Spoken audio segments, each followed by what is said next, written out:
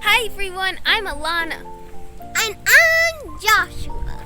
And welcome to Dance Like a Cupcake.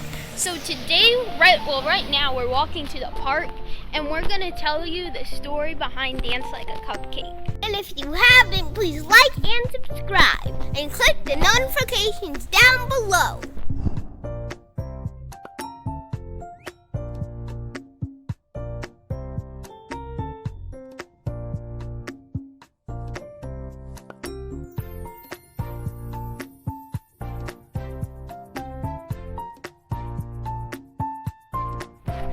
So right now we're walking down this area where it says Habu snakes are in the trees.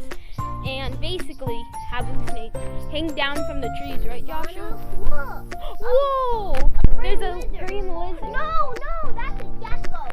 No, that's a basslet. That's a basslet. Now we're going to be talking about Dance Like a Cupcake. And it's actually based off of my little brother Joshua. I make allergy-friendly desserts and recipes so then children with food allergies are able to eat them. My allergies are dairy, milk, nuts, almonds, and that's it.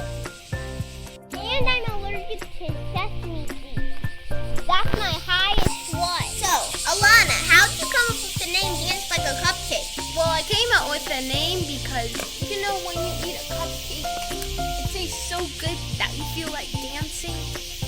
Yeah, Nehemiah does that. Nehemiah is our little brother. So basically, I made this for my little brother, Joshua. Okay, everybody, we have to go, but we promised to do another video on how to dance like a cupcake, to actually do the dance. Thanks for watching. Bye, everyone. Bye!